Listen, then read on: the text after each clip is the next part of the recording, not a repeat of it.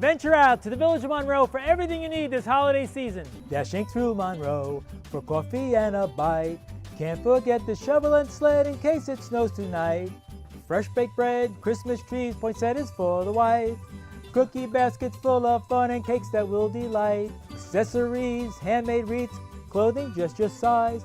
Wonderful place to holiday shop, Monroe is always bright. Venture out to Monroe this holiday season.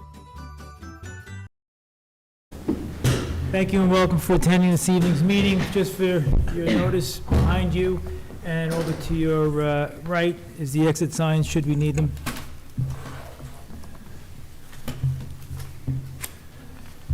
Okay, first order of business, I'd like to take a roll call, please. Trustee Berenger? Berenger's present. Trustee Ferraro? Ferraro present. Trustee Carl? Carl present. Trustee O'Connor? O'Connor present. And Mayor Dwyer here, thank you. Before we begin, we have a due process hearing on 20 Park Avenue. If you give me a moment, I'll pull it.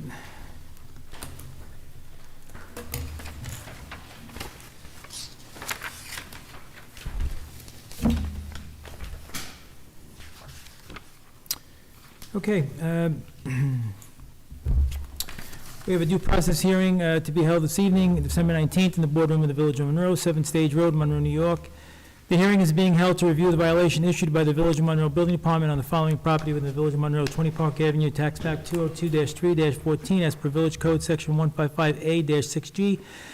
No exterior parking of vehicles except on driveways. The owner, tenant, or occupant of any property located within the Village of Monroe shall now park, permit, or allow exterior parking or storage of any vehicle within the front side or rear yards of the property, unless such vehicle is parked upon a driveway or paved or dust-free surface provided for such purpose. No vehicle shall be stored or any portion of a required front yard setback. The failure of any owner, occupant, or tenant to comply with the provision of this subsection shall be deemed an offense. The specific violation is a vehicle parked in the front lawn. I need a motion to open up the due process hearing. Berenger will make the motion. Second, please. Carl second.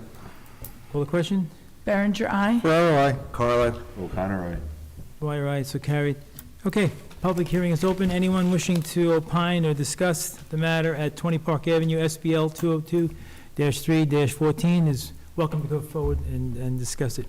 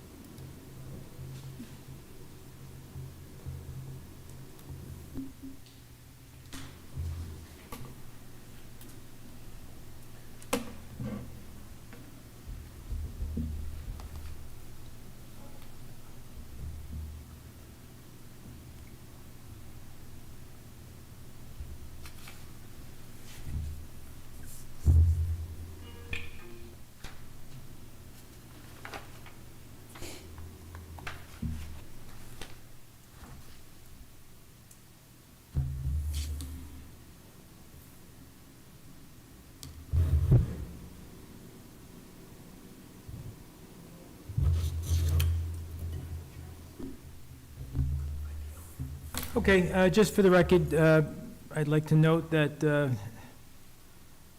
no one from the public is here this evening for the SBL 202-3-14 at this time, nor has anyone come up to speak on that behalf. Having said that, I ask for a motion to close the due process hearing for SBL 202-3-14.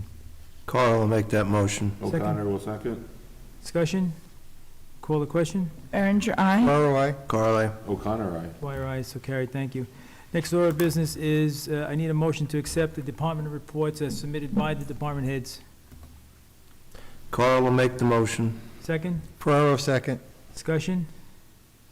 Call the question? Berenger, aye. Ferraro, I. Carl, I. O'Connor, aye. Dwyer, aye, so carried. Next order of business is the approval of the meeting minutes of December 5, 2023, as submitted by the clerk. I need a motion to accept the minutes. Carl will make that motion. Second, please. O'Connor will second. Discussion? Call the question? Berenger, aye. Ferraro, I. Carl, I. O'Connor, aye. Dwyer, aye, so carried. Next order of business are resolutions. First one is the budget transfers and modifications as submitted by the treasurer. Can I get a motion to accept them as submitted by the treasurer? Berenger will make the motion. Carl will second. Discussion? Call the question? Berenger, aye. Ferraro, I. Carl, I. O'Connor, aye. Dwyer, aye, so carried. The next order of business is the appointment of seasonal intern Emily Israedi. I need a motion to accept her appointment contingent upon, did we get that? We got it. We got it, okay. So Civil Service has approved that. So I need a motion to accept Emily Israedi as a seasonal intern. She's home from college. She's been a longstanding member, and each time we bring her on, we go through Civil Service for their approval. Carl will make the motion. Second? Ferraro, second. Call the question? Berenger, aye. Ferraro, I. Carl, I. Dwyer, aye. Oh, sorry. Trustee O'Connor? Yep, O'Connor, aye. Dwyer, aye, so carried, thank you. Next order of business is the consideration of the determination findings in connection with the proposed legislation by eminent domain of certain property known as tax map parcel 211-1-1, and more commonly known as 47 Lakes Road. Counsel? Did you want to? Yes, and I would suggest that we take the resolution of the Village of Monroe Village Board of Trustees issuing a negative declaration first. We have to walk through the seeker process before we can consider Okay, the determination and findings.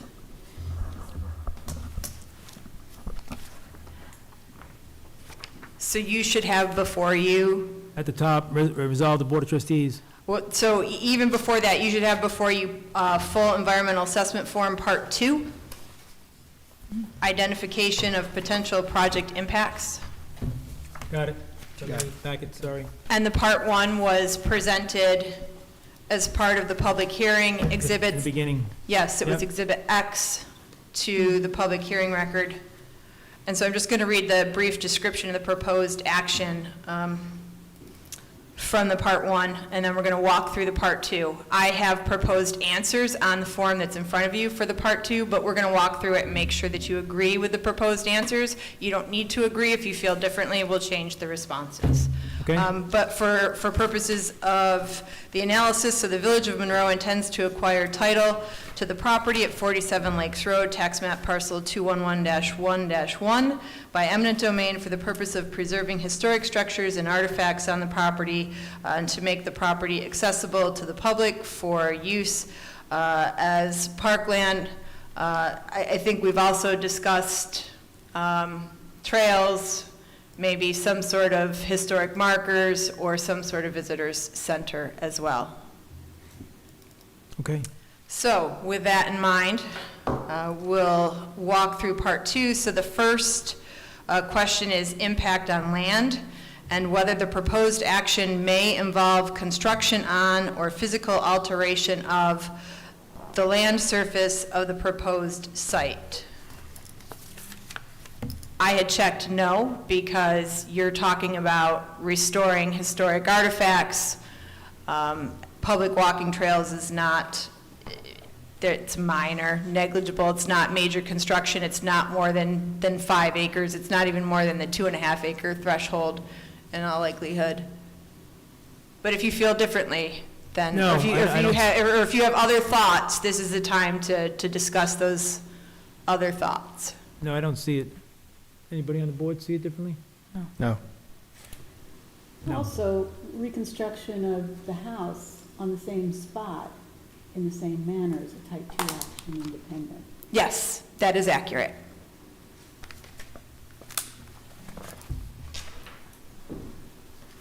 Impact on geological features. Again, I suggested that the proposed answer be no. And I'll just read. So the proposed action may result in the modification or destruction of or inhibit access to any unique or unusual landforms on the site. Example, cliffs, dunes, minerals, fossils, or caves.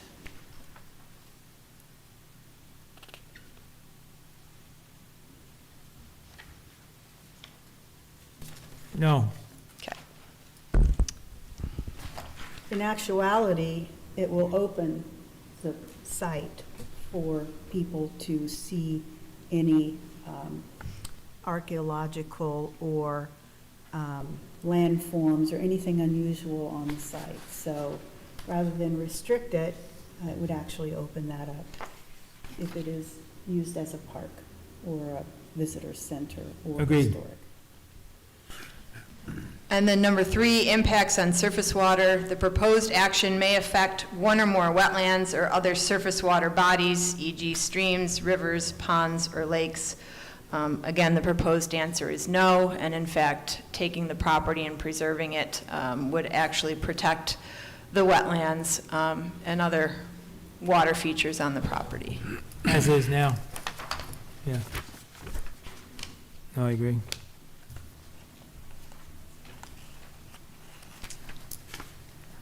Impact on groundwater. The proposed action may result in new or additional use of groundwater or may have the potential to introduce contaminants to groundwater or an aquifer.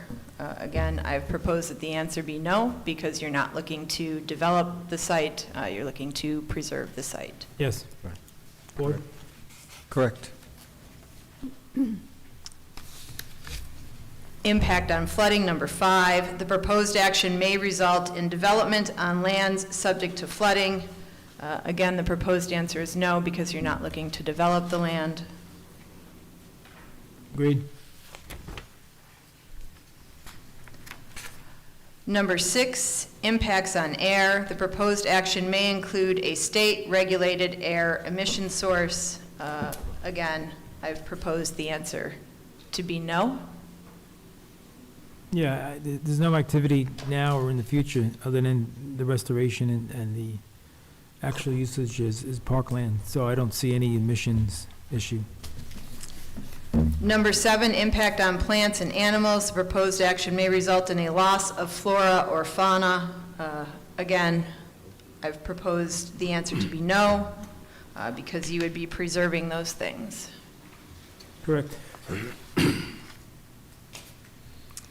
Number 8, impact on agricultural resources. The proposed action may impact agricultural resources. I'm proposing the answer for that to be no, because there are no agricultural resources on the property. Agreed.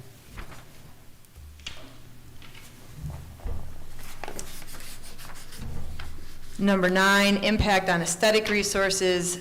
The land use of the proposed action are obviously different from or are in sharp contrast to current land use patterns between the proposed project and a scenic or aesthetic resource.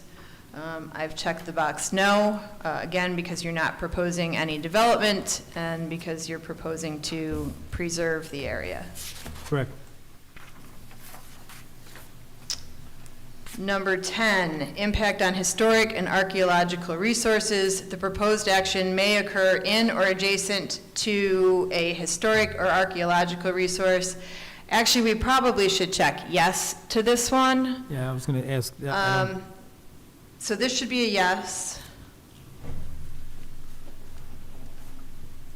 And then we'll go through the next question. So 10A, the proposed action may occur wholly or partially within or substantially contiguous to any buildings, archaeological site, or district which is listed on the National or State Register of Historic Places or that has been determined by the Commissioner of the New York State Office of Parks, Recreation, and Historic Preservation to be eligible for listing on the State Register of Historic Places.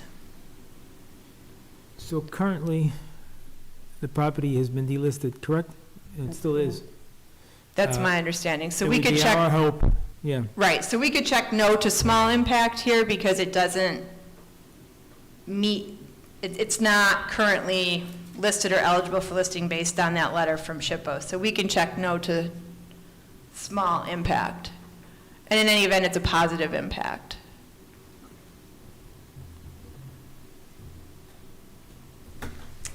And then the proposed action may, 10B, is the proposed action may occur wholly or partially within or substantially contiguous to an area designated as sensitive for archaeological sites on the New York State Historic Preservation Office Archaeological Site Inventory. Again, I think that's a no. Now, just, up until the point where it was listed, and then it became delisted, it was on their inventory, it was on their radar, and then just became no. So, as it is how it's treated, not as it could be, or would we like it to be, but as it currently is?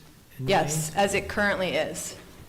And again, you're looking to do this for historic preservation purposes, so we have to answer these questions, but I understand. when we analyze these in Part 3, what it is, you're preserving the historic resources, so it's a benefit. Okay, And then 10C, the proposed action may occur wholly or partially within or substantially contiguous to an archaeological site not included on the New York SHPO inventory.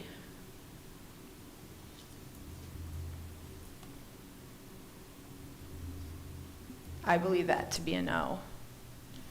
well, it's not contiguous with anything on their list. Right, but this is a site, this is an archaeological site not included on the New York State SHPO inventory. Right. So like a town site or a county site, Right. or, and I'm not aware that it's near any site designated by Right, any agency. So that would be a no.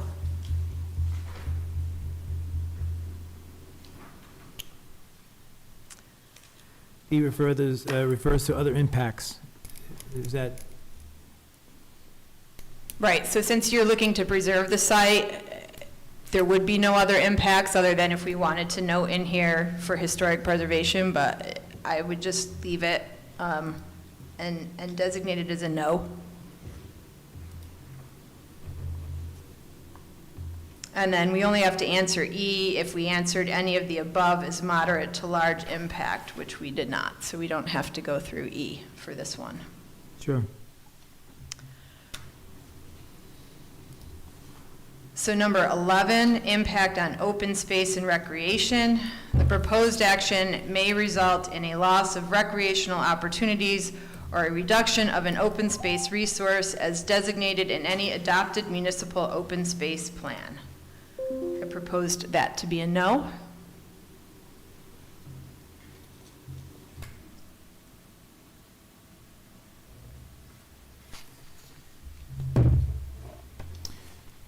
Is that a no?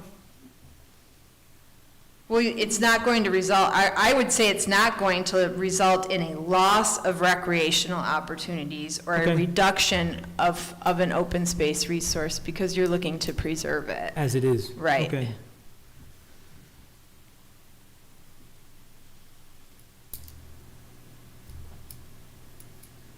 And then number 12, impact on critical environmental areas. The proposed action may be located within or adjacent to a critical environmental area. And I proposed that answer to be no as well. Critical environmental area is defined by DEC. They have a list of sites, and when you run that property through the mapper, it doesn't come up as being near a critical environmental area. So part 1 Yes. was run through the map, or it would have come up if it was, but it didn't. And when we talk about coming up as critical environmental, are we talking about wetlands and things like that as well? So critical, there are very specific designated sites on DEC's website that are considered critical environmental areas. So just having a wetland on the property doesn't make something a critical environmental area. It's a specific site that's been identified by DEC.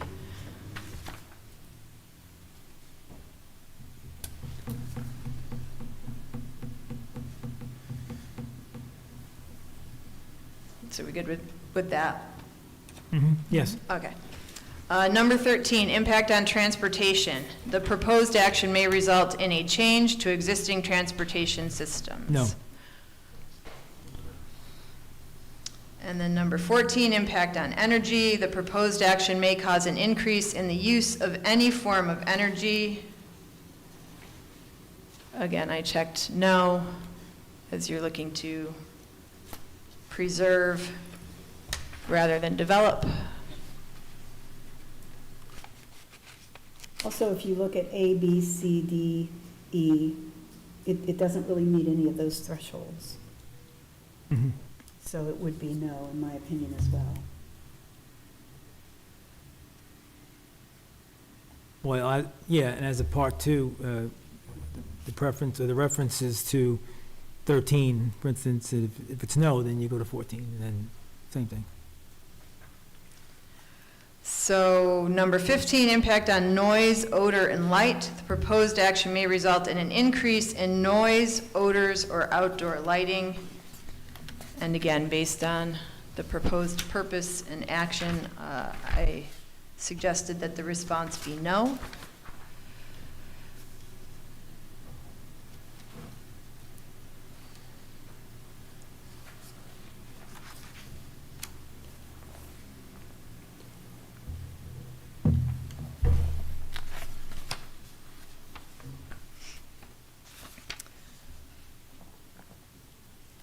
The board agree?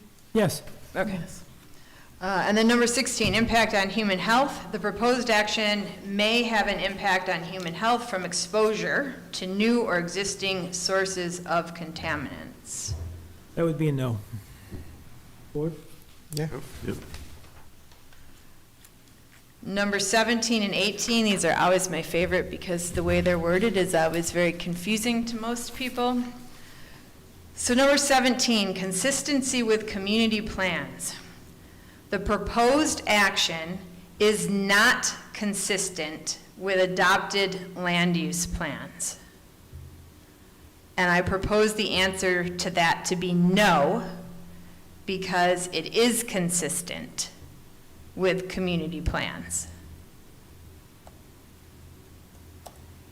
The proposed action is not consistent with adopted land use plans. Right, So we have parkland, right?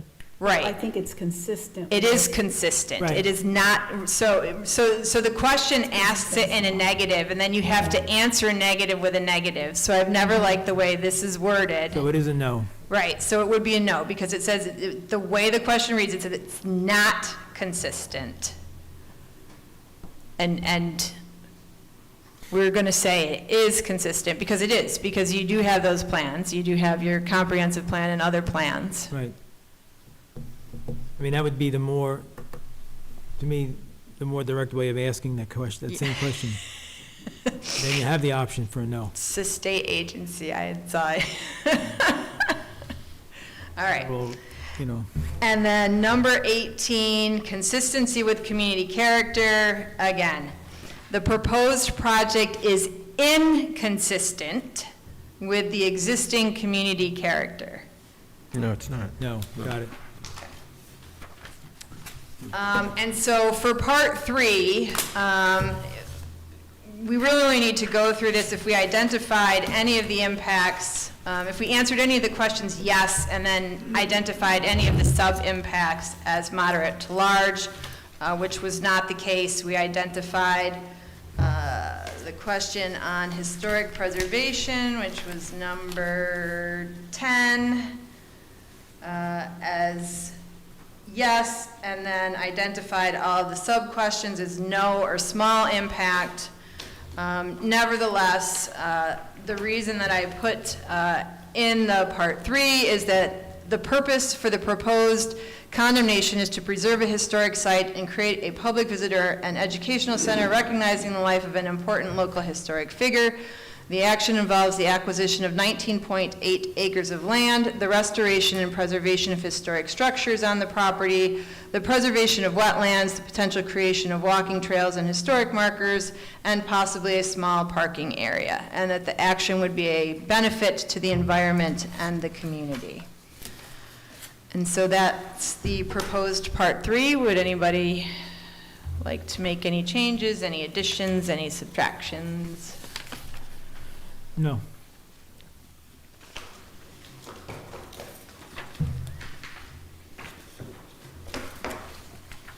So then you have a proposed resolution of the Village of Monroe Village Board of Trustees issuing a negative declaration. And I can read that for the board's consideration.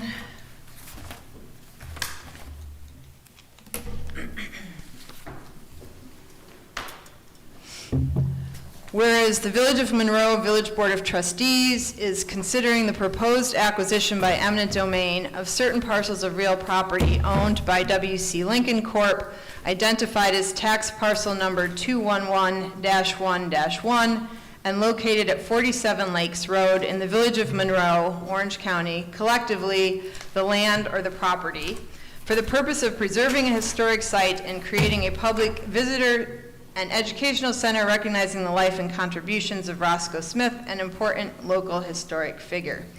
The action. And whereas pursuant to eminent domain procedure law, EDPL, section 201, a public hearing with respect to the acquisition of the property was held on August 15th and continued on September 5th, September 26th, October 3rd, and October 17th, 2023. And whereas Village Law Sections 1-102 and 4-412 and General Municipal Law Section 74 states that the Village of Monroe may acquire land by eminent domain to serve any public use or purpose, which includes any use that would contribute to the health, safety, general welfare, convenience, or prosperity of the community. And whereas the purpose for the proposed condemnation is to preserve a historic site and create a public visitor and educational center recognizing the life of an important local historic figure, and historic preservation of the property is a valid public purpose. And whereas the action involves the acquisition of 19.8 acres of land, the restoration and preservation of historic structures on the property, the preservation of wetlands, the potential creation of walking trails and historic markers, and potentially a small parking area. And whereas pursuant to the New York State Environmental Quality Review Act, or SEQRA, S-E-Q-R-A, the village has prepared Part 1 of a full environmental assessment form, EAF, for the action. The village desires to comply with the requirements of SEQRA and its implementing regulations set forth at 6 NYCRR Part 617, the regulations, with respect to the acquisition of the property and the action. And whereas at its meeting on July 13th, 2023, the village board classified the action as an unlisted action under the New York State Environmental Quality Review Act and determined that there were no other involved agencies.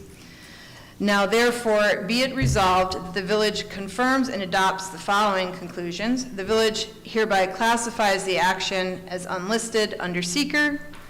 The village will act as the lead agency and has elected to conduct a coordinated review of the action. Number 3, the village has compared the impacts that may reasonably be expected to result from the action to the criteria for determining significance identified in section 617.7, subsection C, subsection 1 of the regulations, and evaluated the issues of causation and significance in light of the standards under the same section of the regulations. And we did that by going through Part 2 and 3 of the EAF. The village has not identified any significant adverse environmental impacts associated with the action, and none are known to the village. Based upon its review and for the reasons set forth in the EAF, the village hereby determines that the action will not have any significant adverse impacts on the environment and reaches the following further conclusions. Subparagraph A, the action will not result in substantial adverse change in existing air quality, ground or surface water quality or quantity, traffic or noise levels, a substantial increase in solid waste production, or a substantial increase in potential for erosion, flooding, leaching, or drainage problems, the removal or destruction of large quantities of vegetation or fauna, substantial interference with the movement of a resident or migratory fish or wildlife species, impacts on a significant habitat area, substantial adverse impacts on threatened or endangered species of animal or plant or the habitat of such species, or other significant adverse impacts to natural resources. B, the action will not affect a critical environmental area as designated pursuant to 6 NYCRR Section 617.14, subsection G. C, the action will not conflict with the community's current plans or goals as officially approved or adopted. D, the action will not result in the impairment of the character or quality of important historical, archaeological, architectural, or aesthetic resources or of existing community or neighborhood character. E, the action will not result in a major change in the use of either the quantity or type of energy. F, the action will not result in the creation of a hazard to human health. G, the action will not result in a substantial change in the use or intensity of use of land, including architectural, open space, or recreational resources, or its capacity to support existing uses. H, the action will not result in encouraging or attracting of a large number of people to a place or places for more than a few days compared to the number of people who would come to such place absent the action. I, the action will not result in the creation of a material demand for other actions that would result in one or more of the above consequences. J, the action will not result in changes in two or more elements of the environment, no one of which has a significant impact on the environment, but when considered together result in a substantial adverse impact on the environment. And K, the action will not result in two or more related actions undertaken, funded, or approved by an agency, none of which has or would have a significant impact on the environment, but when considered cumulatively would meet one or more of the criteria in 6 NYCRR Section 617.7, subsection C. Number 5, the information available concerning the action was sufficient for the village to make its determination, and the requirements of seeker, including 6 NYCRR Part 617, have been met. 6, the village hereby approves and adopts the EAF for the action, Parts 1, 2, and 3, issues a negative declaration, and will not require the preparation of an environmental impact statement for the action. Number 7, the village hereby directs the mayor to execute the EAF and to make any filings and publications required by law to this negative declaration. Number 8, the clerk or the mayor of the village is hereby authorized to and may distribute copies of this resolution and to do such further things or perform such acts as may be necessary or convenient to implement the provisions of this resolution. Number 9, a copy of this resolution shall be placed on file in the office of the village clerk, where the same shall be available for public inspection during business hours. The resolution is thereby declared duly adopted on a motion by, Carl will make that motion. second, Berenger will second. discussion? Call the question? Berenger, aye. Ferraro, I. Carl, aye. O'Connor, aye. Dwyer, aye, so carried. Thank you.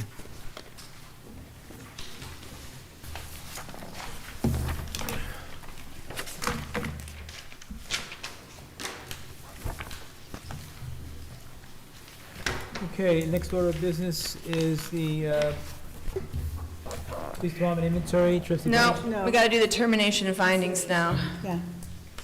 So you adopted seeker, 5A, and the continuation of A is consideration of the I don't have donation. that. I don't have it either. You do, it's before the negative declaration. I had it in the wrong order. I didn't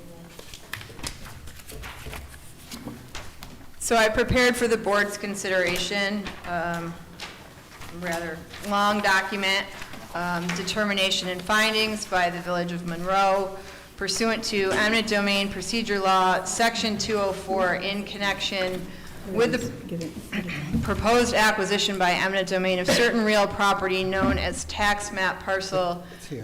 211-1-1, and more commonly known as 47 Lakes Road, Monroe, New York, the property for the purpose of preserving a historic site and creating a public visitor and educational center recognizing the life and contributions of Roscoe Smith, an important local historic figure. The action. Village Law Sections 1-102 and 4-412 and General Municipal Law Section 74 states that the Village of Monroe may acquire land by eminent domain to serve any public use or purpose, which includes any use that would contribute to the health, safety, general welfare, convenience, or prosperity of the community.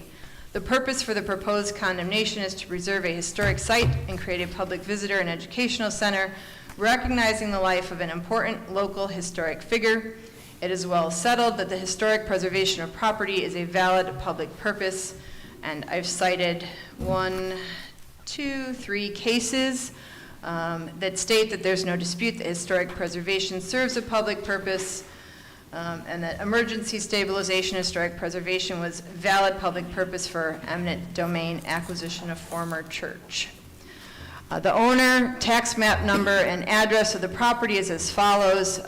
Repeated owners, W.C. Lincoln Corp., tax map parcel number is 211-1-1. The parcel address is 47 Lakes Road.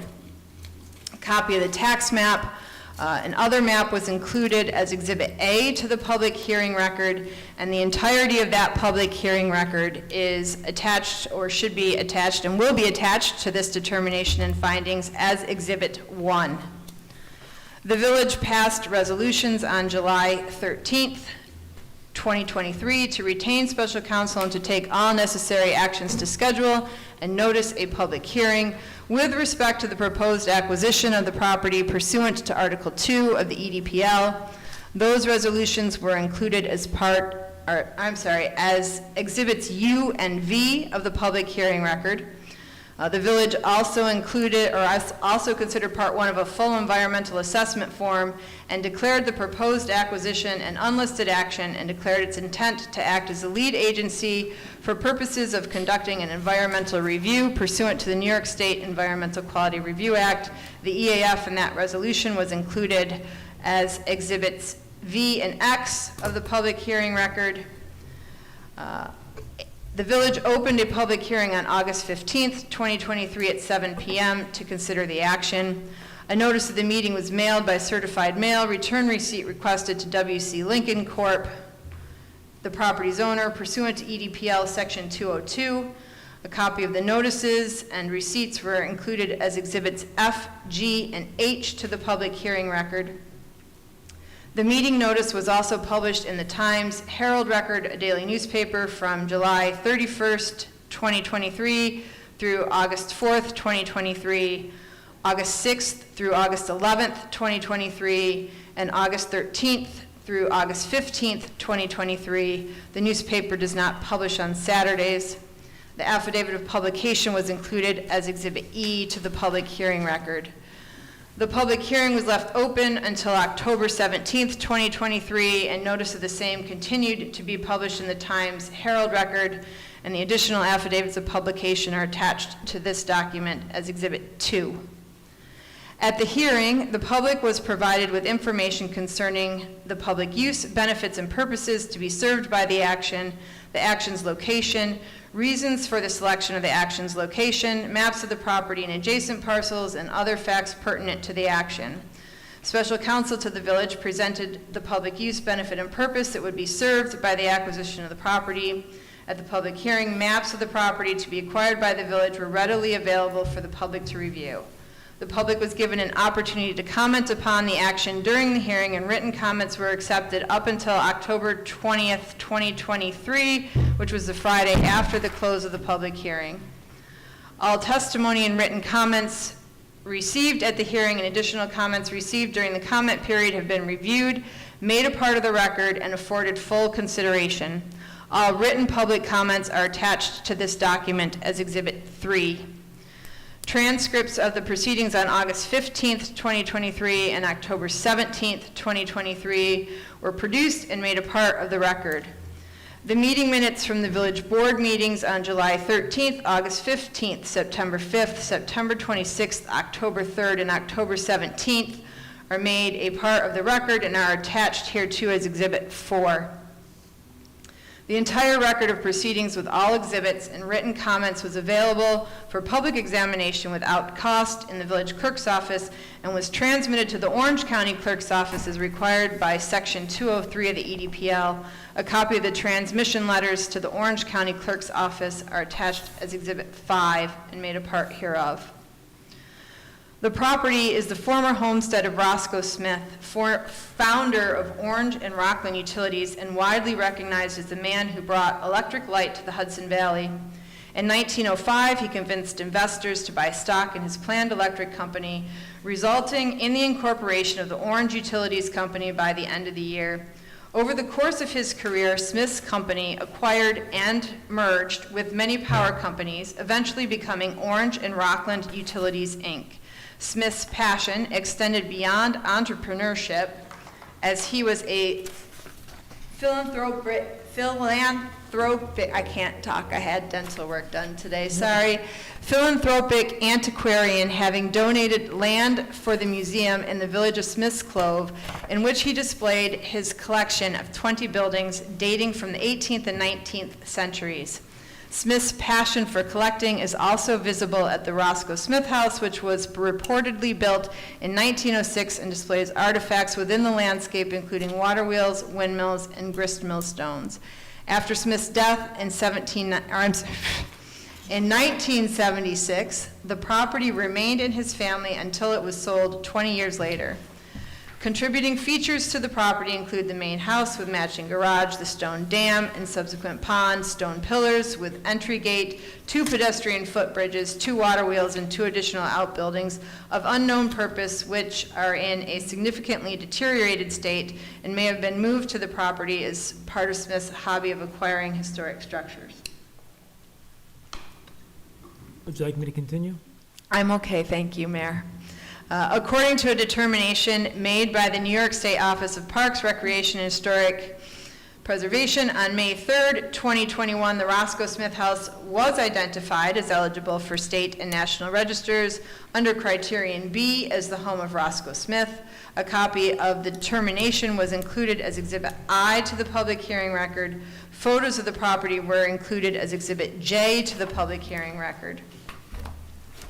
In connection with its comprehensive plan update, which was included as Exhibit P to the hearing record, the village board adopted 2 relevant moratoria, a moratorium on land use, development, processing, and approvals, and a temporary suspension of demolition or modification permits for structures located in the historic district or listed or identified as eligible for listing on the New York State Cultural Resource Information System website maintained by SHPO. The land use development moratorium was extended through September 20th, 2023, and the demolition moratorium expired on September 7th, 2023. A copy of the moratoria laws was included as Exhibit Q to the hearing record. At the time the demolition moratorium was enacted, the property was included on the CRS website as eligible for listing, and the property was covered by the moratorium. On or about May 12th, 2023, W.C. Lincoln's president requested that the village engineer inspect the property for the purpose of determining whether the moratorium's exception for unsafe structures would apply to permit demolition of the main home structure on the property. A copy of the email was included as Exhibit R to the hearing record. Once the village contracted with an engineering firm for the inspection of the property, the owner changed its position and indicated that it would not permit the village's engineer or anyone else from the village on the property for purposes of conducting an inspection. Instead, it appears that W.C. Lincoln reached out to SHPO to have the property removed from the CRS website, as the village was informed in July 2023 that SHPO would be removing the property from the CRIS database based on a letter written by W.C. Lincoln's engineer. A copy of the relevant correspondence was included as Exhibit S to the public hearing record. The owner then submitted an application for a demolition permit to demolish the main home structure on the property. A copy of the demolition application and denial was attached as Exhibit T and U to the hearing record. While these actions were being undertaken by the owner, the village retained special counsel and voted to commence the eminent domain process. As noted above, those resolutions were included as Exhibits U and V to the hearing record. In light of the eminent domain process, and because the village's engineer never had an opportunity to inspect the main home structure on the property, the village code enforcement officer was instructed to deny the demolition permit. The village then sought and obtained a temporary restraining order preventing the removal of the Roscoe Smith home and associated structures during the pendency of the EDPL process. A copy of the TRO and other relevant papers associated with that litigation was included as Exhibits W, Z, AA, and BB to the hearing record. Since 2001, the Village and W.C. Lincoln have engaged in a history of litigation surrounding the property. On two separate occasions, once in 2001 and once in 2003, the Village attempted to acquire the property by eminent domain. On both occasions, the Appellate Division rejected the Village's findings and determination due to procedural oversight. A copy of those decisions were included as Exhibit K to the hearing record. In 2003, W.C. Lincoln applied for a building permit to construct a single-family home on a lot shown on a subdivision plat filed in 1909. The Village Code Officer denied the permit, and W.C. Lincoln appealed the denial to the Zoning Board of Appeals, which upheld the denial. W.C. Lincoln challenged the Zoning Board of Appeals decision in a verified petition dated December 31st, 2001. After significant litigation, including a remand to the Zoning Board of Appeals for reconsideration, Honorable Peter Patsalos, JSC of the Orange County Supreme Court, issued a decision and order finding that W.C. Lincoln did not acquire vested rights in the subdivision approval. That's the 2003 order. A copy of the relevant and available documents associated with the 2003 order was included as Exhibit L to the hearing record. On and around 2007, the Village and W.C. Lincoln came to an understanding that the Village would consider W.C. Lincoln's application for a 46-lot residential subdivision of the property if, upon final approval of the subdivision, W.C. Lincoln dedicated a portion of the property to the Village for historical purposes. W.C. Lincoln submitted the application for the subdivision to the Village Planning Board in January of 2007. The Village Planning Board granted W.C. Lincoln a preliminary subdivision approval in September of 2008, the 2008 preliminary approval. However, the 2008 preliminary approval was challenged by the owner of a neighboring property in an Article 78 proceeding, which named both the Village and W.C. Lincoln as respondents. To resolve the Article 78 litigation, the parties entered into a stipulation of settlement whereby the owner of the neighboring property agreed to discontinue the Article 78 proceeding so long as W.C. Lincoln made certain changes to the subdivision plan. A copy of relevant meeting minutes and other documents related to this time period were included as Exhibits M, N, and DD to the hearing record. Following the stipulation, the Village Planning Board continued to process the revised 2008 preliminary approval. However, W.C. Lincoln made no appearance before or any submission to the Planning Board from January 2011 until November 13, 2013. As a result, the 2008 preliminary approval expired, and W.C. Lincoln's counsel was notified of this on November 13, 2013. W.C. Lincoln was also notified of the expiration by letter dated June 20, 2014. W.C. Lincoln did not challenge the lapse of the 2008 preliminary approval by an application to the Zoning Board of Appeals or by an Article 78 proceeding. Since the expiration of the 2008 preliminary approval, W.C. Lincoln has submitted a new application for preliminary approval, but no such approval has been granted to date. A copy of the relevant meeting minutes, correspondence, and other documents were included as Exhibits N, CC, and DD to the hearing record. On May 16, 2022, W.C. Lincoln applied for a building permit to construct a home on a lot on the property. On May 25, 2022, the Village Code Enforcement Officer denied the building permit because the property is currently a 19.8 acre parcel with an existing single-family dwelling fronting Lakes Road, and the referenced Lot 58 does not have a section, block, lot number, and the referenced lot does not comply with bulk requirements, having a lot width of 75 feet rather than the required 100-foot width. On June 14, 2022, W.C. Lincoln appealed the denial to the Zoning Board of Appeals, asserting vested rights. The Zoning Board of Appeals upheld the denial. W.C. Lincoln challenged the Zoning Board of Appeals determination in court, but was unsuccessful. the court determined that res judicata applied and that W.C. Lincoln was bound by the 2003 order, finding that W.C. Lincoln did not have vested rights in the subdivision plan. Further, the court determined that the stipulation entered in the proceeding challenging the 2008 preliminary approval did not require a different result, as the approval was preliminary and W.C. Lincoln failed to submit the application for final approval. A copy of the documents relevant to the 2022 vested rights litigation were included as Exhibit O to the hearing record. Since the early 2000s, the village has made numerous attempts to obtain the property either through eminent domain or through voluntary purchase. To date, these efforts have not been successful. As a result, the village continues to move forward with the acquisition of the property through its power of eminent domain. At its meeting on July 13th, 2023, the village board classified the action as an unlisted action under the New York State Environmental Quality Review Act and determined that there were no other involved agencies. At its meeting on December 19th, 2023, the village board determined that the action would not have any significant adverse impacts on the environment.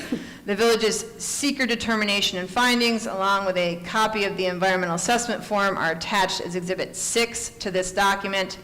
The village board made the following findings concerning the potential for adverse impacts to the environment. A, the action will not result in substantial adverse change in existing air quality, ground or surface water quality or quantity, traffic or noise levels, a substantial increase in solid waste production, or a substantial increase in potential for erosion, flooding, leaching, or drainage problems, the removal or destruction of large quantities of vegetation or fauna, substantial interference with the movement of a resident or migratory fish or wildlife species, impacts on a significant habitat area, substantial adverse impacts on threatened or endangered species of animal or plant, or the habitat of such species, or other significant adverse impacts to natural resources. B, the action will not affect a critical environmental area as designated pursuant to 6 NYCRR section 617.14 subsection G. The action will not conflict with the community's current plans or goals as officially approved or adopted. The action will not result in the impairment of the character or quality of important historical, archaeological, architectural, or aesthetic resources or of existing community or neighborhood character. The action will not result in a major change in the use of either the quantity or type of energy. The action will not result in the creation of a hazard to human health. The action will not result in a substantial change in the use or intensity of use of land, including architectural, open space, or recreational resources, or in its capacity to support existing uses. The action will not result in encouraging or attracting a large number of people to a place or places for more than a few days compared to the number of people who would come to such place absent the action. The action will not result in the creation of material demand for other actions that would result in one or more of the above consequences.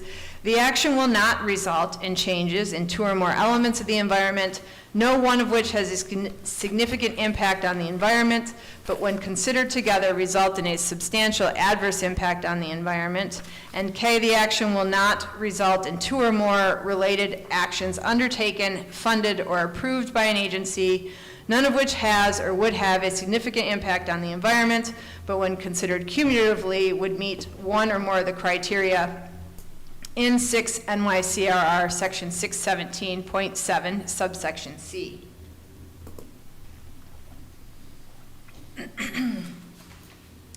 Pursuant to EDPL section 204 subsection B1, the village concludes that the action will serve a legitimate public purpose. The proposed use of the property to preserve a historic site and to create a visitors and/or educational center or park will contribute to the health, safety, general welfare, convenience, and prosperity of the community. The property is a site of great historic significance to the village and includes not only the historic home that was once the residence of Roscoe Smith, but also numerous artifacts which were collected by Roscoe Smith over the course of his lifetime. The acquisition serves a public use and benefit by preserving the property, restoring the Roscoe Smith house and other features, creating walking trails, and educating the public as to the importance of Roscoe Smith to the village community. In addition to historic preservation, the village believes that its acquisition of the property would carry environmental benefits, including maintaining the waterway and stone dam, which contributes to the pond on the property, as well as the 2 ponds located in the center of the village, around which public parkland and walking trails are located.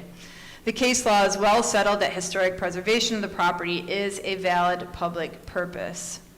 Pursuant to EDPL Section 204, subsection B2, the village concludes that the property is the appropriate location for the action because it is the former homestead of Roscoe Smith and is the only property uniquely situated to satisfy the public purpose of the action.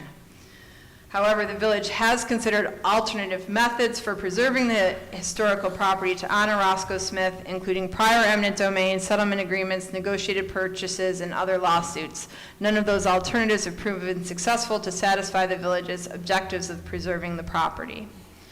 Pursuant to EDPL Section 204B3, the village concludes that the general effect of the action on the environment will be negligible since the proposed action will prevent development of the property, result in the retention of and continued upkeep and maintenance of historic structures on the property, and/or the creation of a public park. It is anticipated that the environment would benefit as a result of the acquisition. Potential environmental benefits include maintaining the waterway and stone dam, which contributes to the pond on the property, as well as 2 ponds located in the center of the village, and around which public parkland and walking trails are located. Pursuant to EDPL Section 204, subsection B4, the village board considered other relevant factors, including comments and concerns raised by members of the public. During the public hearing process, all comments have been given careful, extensive, and due consideration by the village board. And then the determination is based on due consideration of the record and the foregoing findings, it is determined that the village should exercise its power of eminent domain to acquire the above described property to promote and permit the public purposes of the action to be achieved. Copies of this determination and findings by the village are available and will be forwarded without cost upon request by writing to the village clerk. And then there's the disclosure that's required by statute to be included, and that is, attention, any person who wishes to seek judicial review of this determination and findings, or who claims to be aggrieved by such determination and findings and wishes to challenge same, must do so, if at all, by duly commencing a legal proceeding in the Appellate Division, 2nd Department, Supreme Court, State of New York, at 45 Monroe Place, Brooklyn, New York, zip code 11201, no later than, and I've left the date blank because it's 30 days after publication of a synopsis of this determination and findings is complete. So we'll know that date when we publish that synopsis, and so the published synopsis will have that date in it.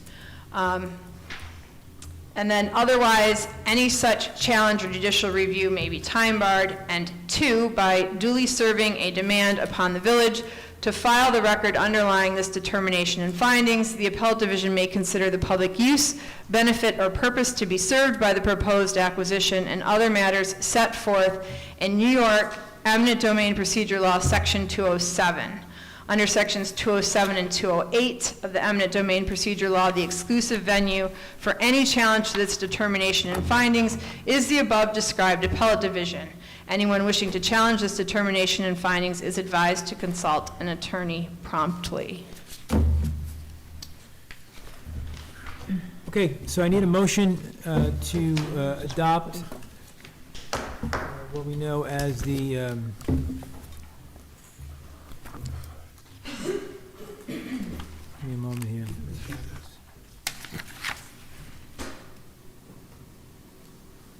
The determination findings in connection with the proposed acquisition of eminent domain of certain real property known as tax map 211-1-1, and more commonly known as 47 Lakes Road. I need a motion. Carl will make the motion. O'Connor will second. Discussion? Call the question? Berenger, aye. Carl, aye. O'Connor, aye. Dwyer, aye, so carried, thank you. That's all I have for now. Next order of business, Police Department inventory request to dispose. Trustee Berenger. Be it resolved, the Board of Trustees declares the following police department non-working equipment surplus and of no value and authorize its removal from inventory and disposal. Decatur Genesis U-Select Radar, I believe it's supposed to be serial number G2S-3I006. Decatur Genesis 2 Select Radar, serial number 02S-24607. Decatur Genesis 2 Select Radar, serial number G2S-2542. Stalker Dual, serial number D013033. Dell Monitor CN0Y42997161858 GCEGR, and HP LaserJet P2035, serial number CNB9C13365. I'd like to put this in the form of a motion. Second, please. Carl will second that. Discussion? Call the question. Berenger, aye. Ferraro, I. Carl, aye. O'Connor, aye. Dwyer, aye, so carried. What did you say? My brother's got. No, before that. Before I showed this to you, you said something. You just asked. I don't know. Okay. Next order of business is the Village of Monroe Board of Trustees resolution concerning the violation of property to 20 Park Avenue, SBL 202-3-14.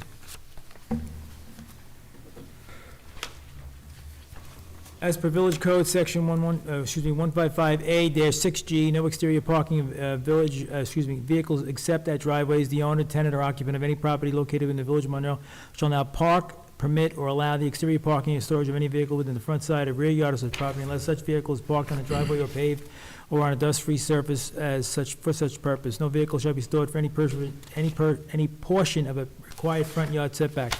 The failure of any owner, occupant, or tenant to comply with the provision of this subsection shall be deemed an offense. Specific violation is a vehicle parked on front lawn. There has been failure to remedy. So whereas longstanding violations of the village property maintenance law, Chapter 155A-6G of the Village Code have existed at 20 Park Avenue, Village of Monroe, 10950, designated as tax map 202-3-14, and whereas the property owner has been given proper and lawful notice of said violation and have been directed to correct the violation, and whereas the property owner was given due notice of due process hearing to be held by the Board of Trustees on December 19, 2023 at 7 p.m., and whereas the owner did not appear, and whereas the owner has not taken the steps to correct the violation and the violation still exists, now whereas the Village Board of Trustees authorized pursuant to Section 155-A8 of the Property Maintenance Law to authorize the village's undertake to remedy such violation of the property at owner's expense and cost. Be it further resolved, the village clerk shall mail a certified copy of this resolution mailed to the property owner via certified mail. Be it further resolved, any violation that remains uncorrected on property as of today, December 19th, the Board of Trustees hereby authorize the village, its contractors, or agents to enter upon the property to correct the aforesaid violation, and shall at all costs incurred by the village, including administrative, legal, and corrective costs, be charged to the property owner, and such charge shall be added to the tax bill or the property owner if not paid within 30 days of notification to the last known address of the property owner as shown in the village tax records. I need a motion to adopt this resolution. Berenger will make the motion. Ferraro, second. Discussion? Yeah, I got a question. Vehicles parked on the lawn, what would we have them towed? Is that what would happen with that? That's a challenge. Yeah. Yeah. You could have them So if towed. the cars are not in a driveway and they're on the lawn, we'd just have them towed and removed? Yeah, if you can do that, if you can get up there, yeah. Okay. Talk to the chief about that. Otherwise, I suppose he could boot them. So they can't be moved unless they're moved off the property. So talk to the chief about the best way to. Give me a note from Ron. Thank you. Okay, so your first, second, you good? Yep, I'm good. Thank you. Okay, call the question. Berenger, aye. Ferraro, I. Carl, aye. O'Connor, aye. Dwyer, aye, so carried, thank you. Next order of business, resolve the Board of Trustees authorize the village clerk to place a legal notice in the Times Herald Record advertising the Village Hall renovation project provided by H2M Architects, by David Amato Architect and Engineers, as well as a review by H2M Architects and Engineers. The bid opening is scheduled for, so we don't have that at this time, and we're waiting for H2M, so I would say contingent upon a review and acceptance.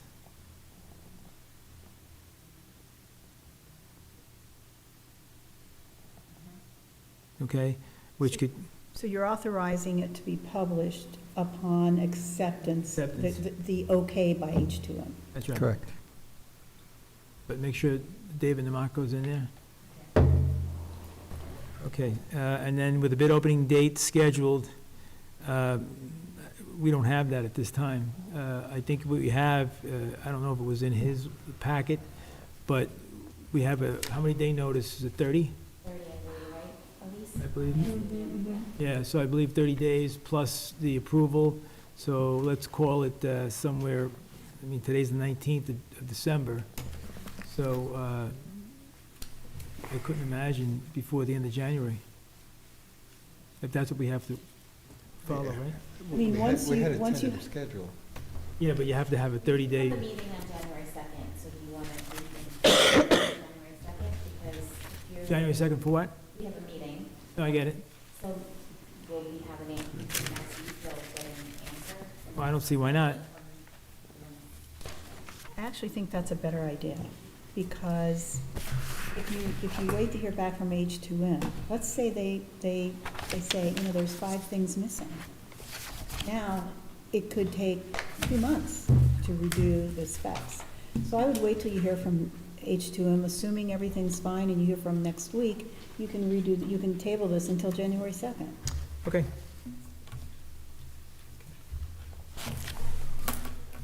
Okay, the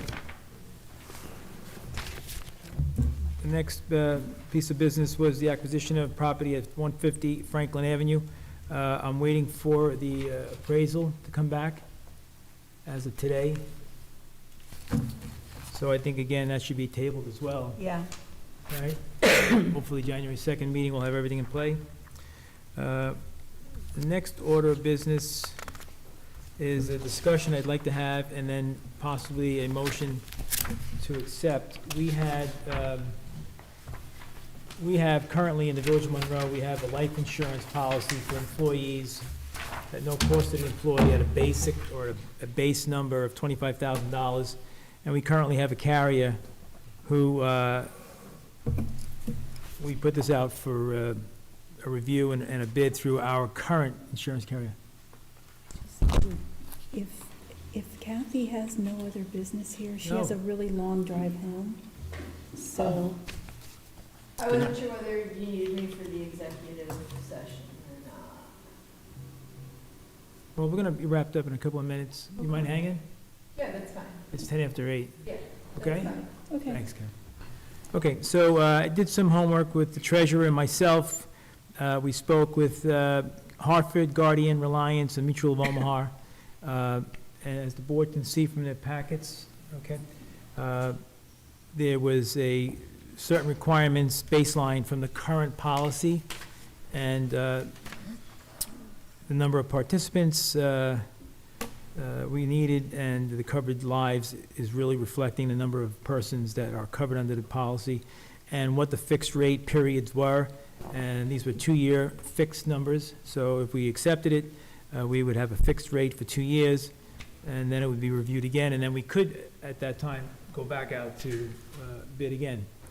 The benefit here is that these options are under the flagship of Marshall and Sterling. So we get the benefit of a general insurance counsel, if you will, to go out to the market and find these products. So based upon that, there were 2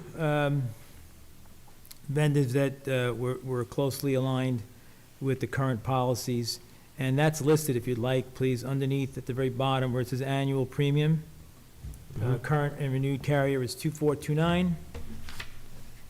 And the 2 that I've yellowed out or highlighted is the option 1 for Hartford, which is, I think it's $98 or something difference between what we currently pay and what we would pay. And the Mutual of Omaha is actually less by $121 or $25. And that's reflected in either a 3.8% increase over currently what we're paying and/or a 5.2 less than. But what prompted this was the concerns I had over time, as well as, I believe, Marty, you were at a meeting with the... Yes. And we have challenges trying to get responses and timely information and policy packets and stuff like that.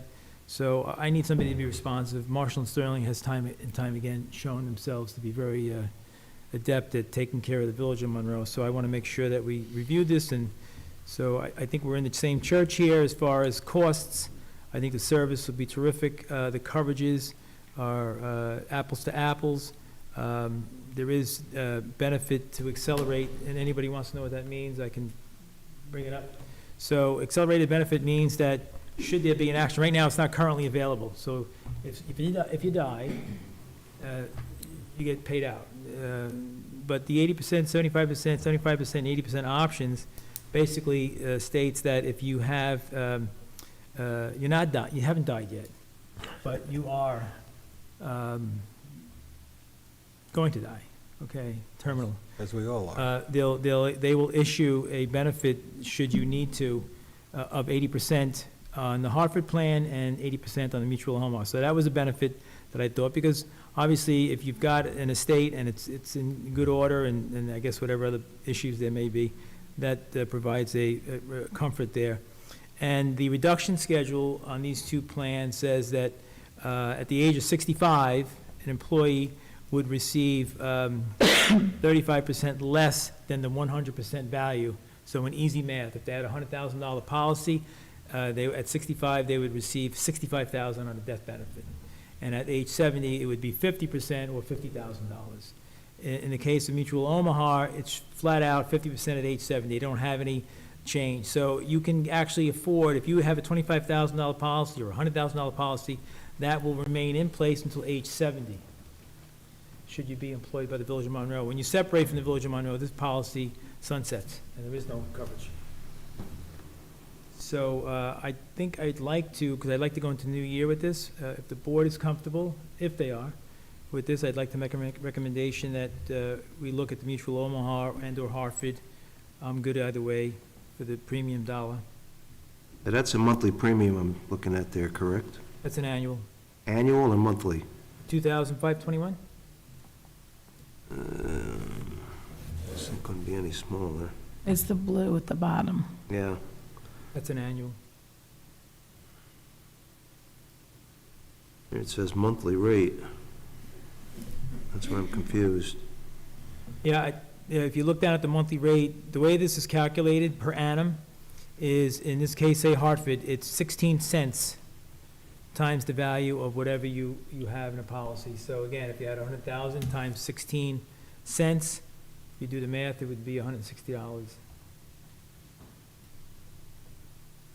It's per thousand. So it would be 100 times 16 cents. Or, excuse me, 100,000 times 16 cents.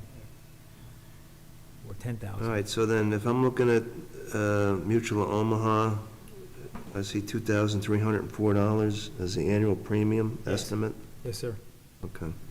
Which is 5.2% from what we currently pay with the other firm. And what we did was, we took everybody that's covered under the policy currently, we took what they currently have, and then I just recently had them all redo their paperwork to get it up to date, because we did have an occurrence last year where we had a death of an employee, and it was kind of like ambiguous, and nobody could seem to find anything and so forth. So I made everybody do their paperwork over again and update it, because things change in life and your beneficiaries and so forth. So this is based upon that inventory and that audit that was done. All right, so you're recommending to go with Marshall and Sterling, who I guess represents Mutual Omaha Offers, yes. Mhm. and Hartford as well? Yes, sir. Okay. Either one. Well, I'll put that in the form of a motion that we go with the mayor's recommendation to utilize Marshall and Sterling, and O'Connor will second. Call the question? Berenger, aye. Ferraro, I. Carl, aye. O'Connor, aye. All right, so carried, thank you. Okay, so we could go through that tomorrow a little bit. We can get Greg on a call and Matt. And then when we're totally complete and done and turned over, which I hope can be done by the new year, then we would inform the current confirm? We'll go through that? Okay, thank you. Okay, next order of business is the, not on the agenda per se, but I did put it on the agenda because I did want to discuss it. Recently, there was a change in the garbage district, which is a town-wide district, formed some 30-some-odd years ago, I suppose or suspect. And recently, there were changes made to it, to the amount of garbage that would be collected, when it would be collected, what time it needed to be placed out there, and so forth, different things. I happened to get into a meeting with the supervisor about these items, and that's when I found out that there actually were some discussions with the vendor on these places. So I thought I needed to bring it to the board, because I did say to the supervisor that I was going to have a bit of a discussion, possibly a workshop, to discuss our concerns, because we're hearing from people now about, as this document came out publicly on their constant contact platform, different things. So I figured it was appropriate tonight to bring it up and discuss it as to the size of the containers, the restrictions, if any, and then I want to hear from the board. I want to make a list, have the clerk put them together so that we can then schedule, because I told them I'd be meeting tonight with the board, and that I would be following up with the town supervisor on these matters. So I think we just thought, say, Deb, you first? Okay. The size of the container, my question is, one of the things is, how is it going to be enforced? I think a lot of people have different size containers than the, was it 30 gallon or 35? 32. So is someone going around and, let's say I have, or my neighbor has two garbages that are bigger than 35, is that garbage getting left on the side of the road, or, you know? I get it. I had only heard about it from you, and then I had seen an advertisement about one of the stores having the right size containers for code, and then people were asking, what is everybody talking about with the code? And I'm just wondering how it's all going to play out, because I think people are going to say they don't know anything about it, and I believe, I would suspect that, first of all, it's on their constant contact, which they shared with our clerk, who also put it out. So that's, you know, but that's a limited number. We only have probably 1,500 addresses, right? On our constant contact platform. So that's a challenge. I would think that likely they'll put it in the photo news, possibly. We can ask how it's advertised. That'd be another question. How is it advertised? Is it a newspaper thing? Is it a mailing? You know? yeah. So that would be your crux right there, Deb? Well, I know I saw it in Constant Contact, but I think that a lot of people are not going to be aware of it, because some people, even though we put things in the photo news and in Constant Contact and all over social media, there's still going to be somebody that says they don't know about it. Okay. Good. Trustee Farrow? On the recycling part of it,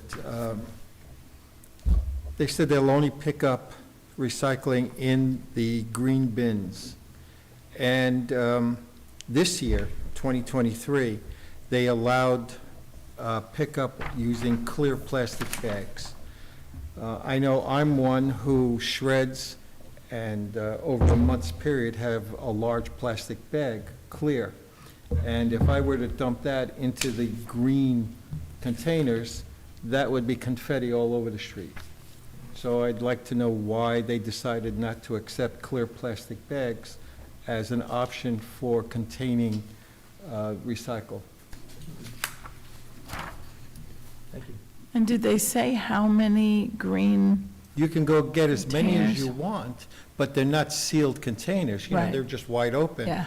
Pour a bunch of, Oh, yeah. shredded paper in there, and it's all over the place on Yeah, the wind. I totally hear you. Yeah, so that shouldn't be allowed. And I remember last year, they were picking up a white bag that I was putting out, and they said, and they kept leaving it, and I called the garage, and they said, well, it has to be clear. I said, okay, I'll put it in clear, and I did. And now it looks like they're taking that option completely away. Got it. Trustee Carl? Oh, I got a few things. Should I go to Trustee O'Connor first? Whatever you want to do. Okay. The only thing, I see the new 2024 that they had on Constant Contact, and I can tell you, the only thing that I agree with on this is the fact that now they're telling you to put your stuff at curbside the night before your scheduled pickup. 2023 clearly states at the bottom, all items must be curbside by 5 a.m. on the day to pick up. Well, when a garbage truck comes through your development at 3 o'clock in the morning and picks the garbage up, and then some folks put their stuff out at 4:30 in the morning, guess what? It sits there. That's been an issue. But you're also concerned, and you have expressed to me, is the fact that there still will remain 3 a.m. pickups. Obviously now that they've... Irrespective of the 5 a.m. Well, I thought- notification, I'm sorry. Yeah. Right? My concern with the old one was the fact that they were coming around at 3 o'clock in the morning, but they're telling everybody to put their stuff out by 5. Okay. Now they're telling you to put it out the night before, so... But if there's they- also another resident in your development that had a problem with the 3 a.m. truck coming through. As far as noise? Noise, I guess, Yeah, well, that's, she's who she is. Now, in looking at the contract, give me a second here.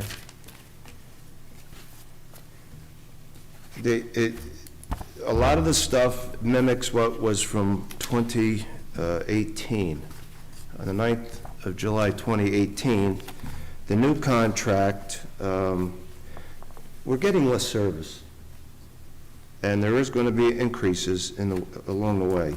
First, the 2 35-gallon cans, larger families are going to suffer. There's a lot of larger families that are moving into the village, into the town, anywhere within the garbage district. They're the ones that are going to suffer. So if they have 2 90-gallon pails out there, they're going to pick them up, or they're going to leave them? And then we're going to have garbage sitting. I brought this up the early part of this summer, that something has changed this year with the garbage district, especially with the bulk pickup items. I had to call 2 different times about a gas grill with no gas tank on it that I had sitting out there. And they said, well, that's a metal, we'll come pick it up, I'm paraphrasing, we'll come pick it up when we get to it.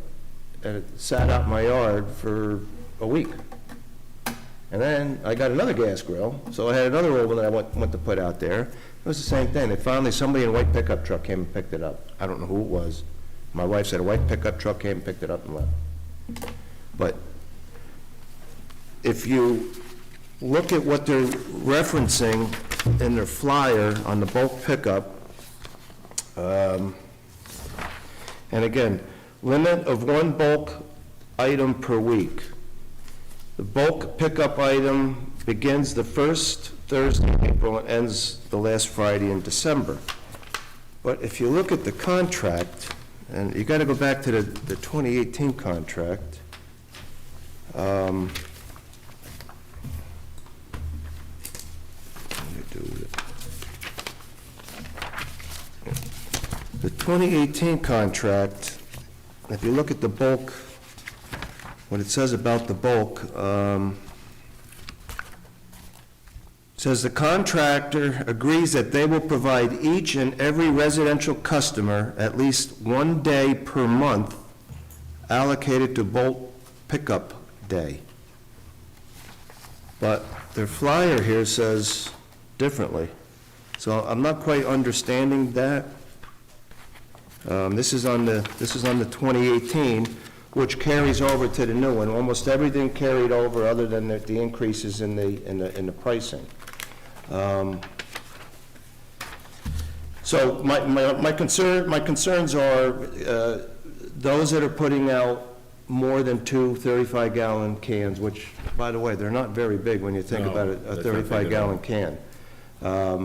You're going to have some people that put out a small bag of garbage and others put out a lot more. So on average, it's not like the whole development is putting 2 35-gallon cans or 90-gallon cans or whatever it is.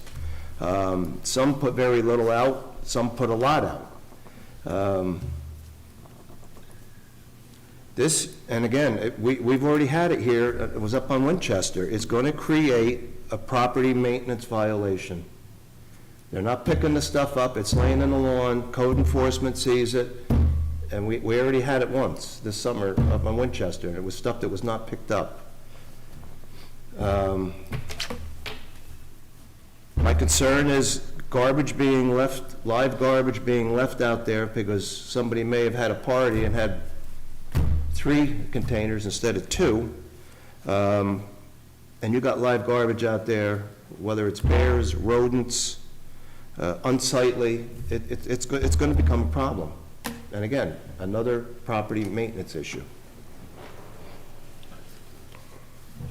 Going back to the bulk items, and I've had it right up the street from me, Mayor, and I've talked to you numerous times, taken pictures. It's down to a metal bed frame now that's being left behind, I'm assuming because it's metal. But it's an unsightly mess.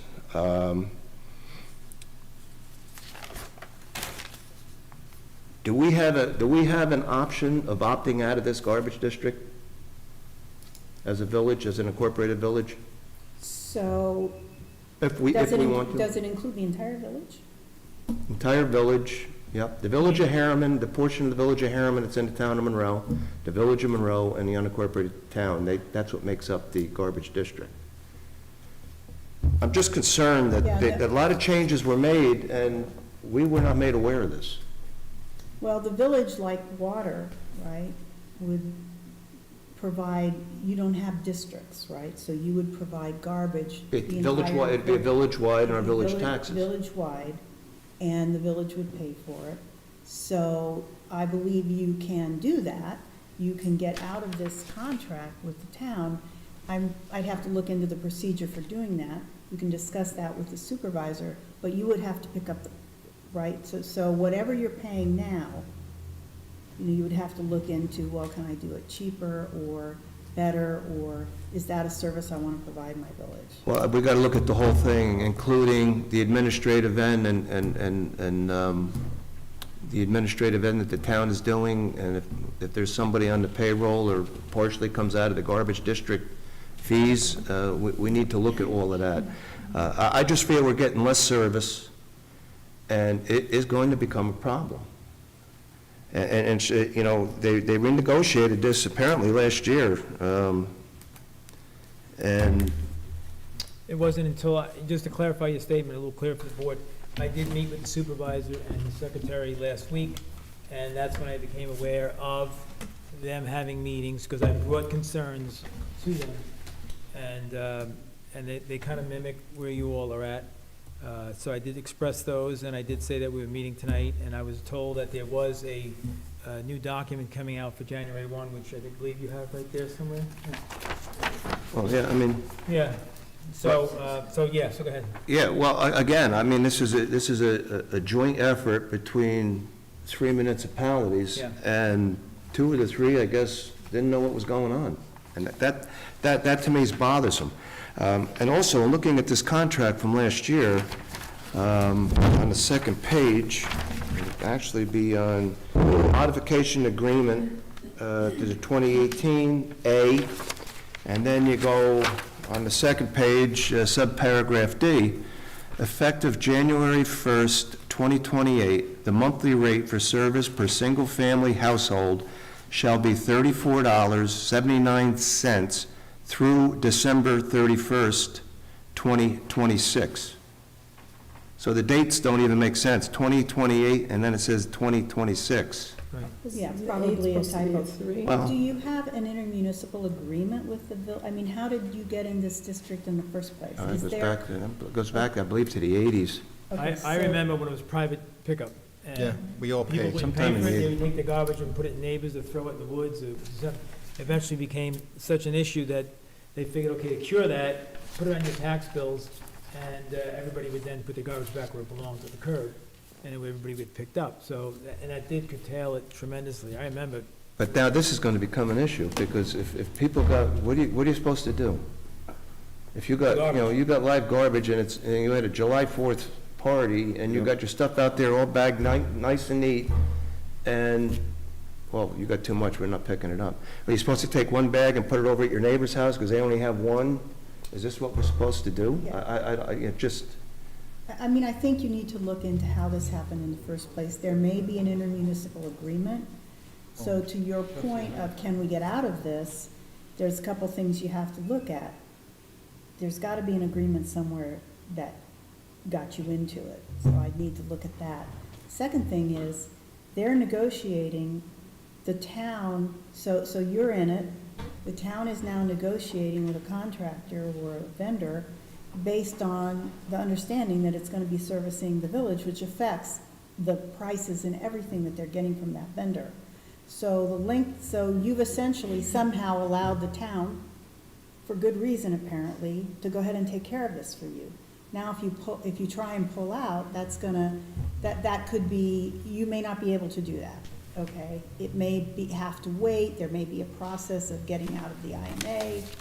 So, I'd have to look into what document you created in the first place that allowed you to do this. So back in the 80s, I don't even know.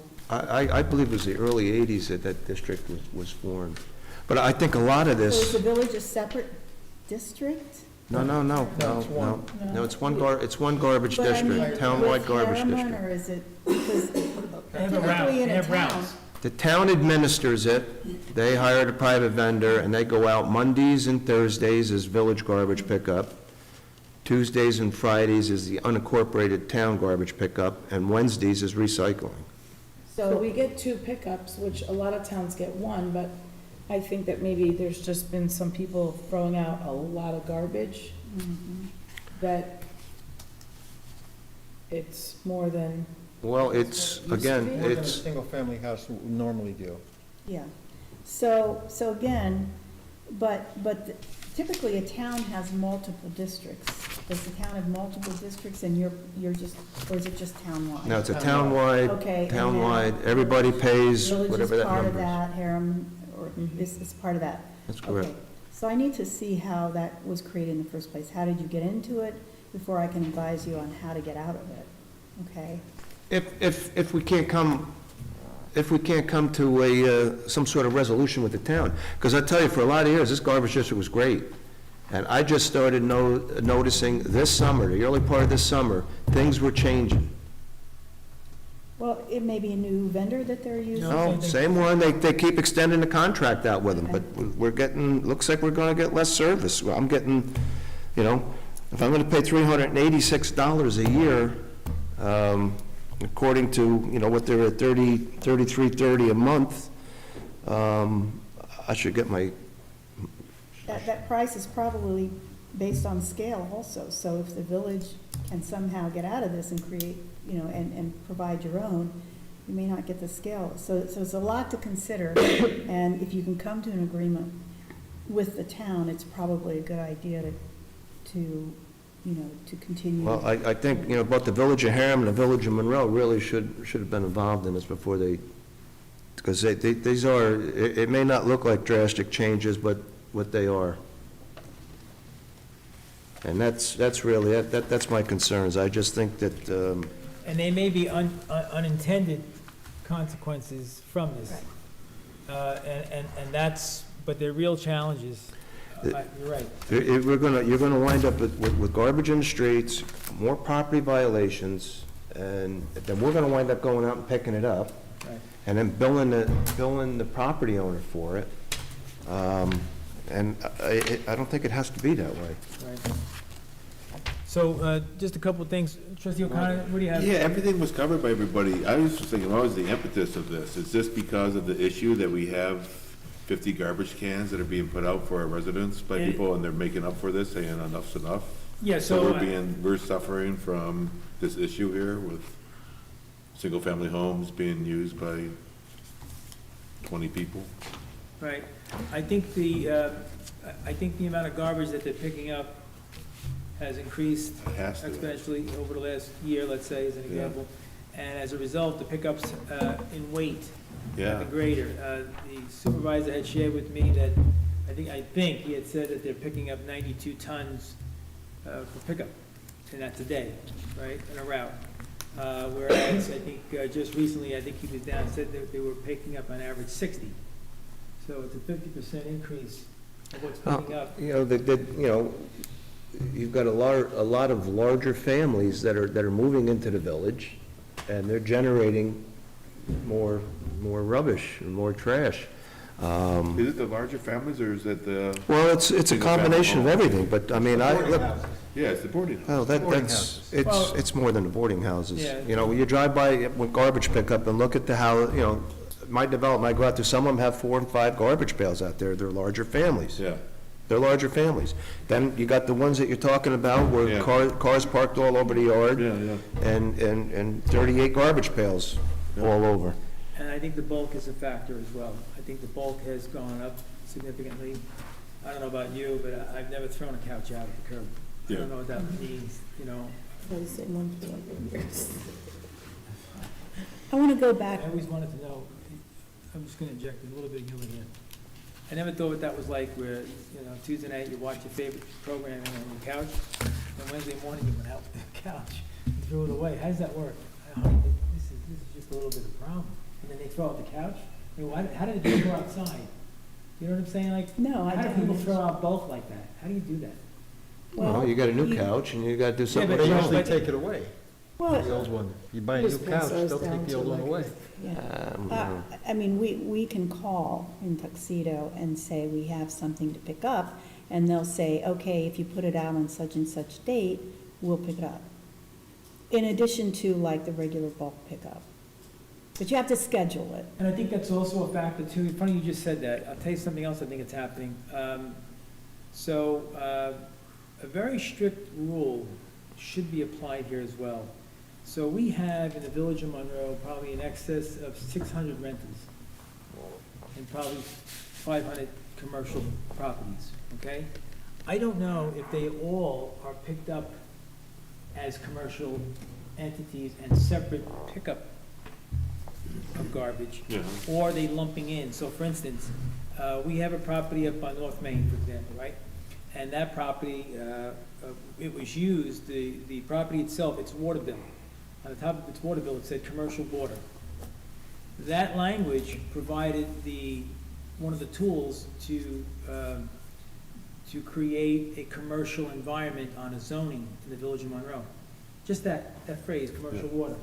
And as a result of that, this is what we had, right?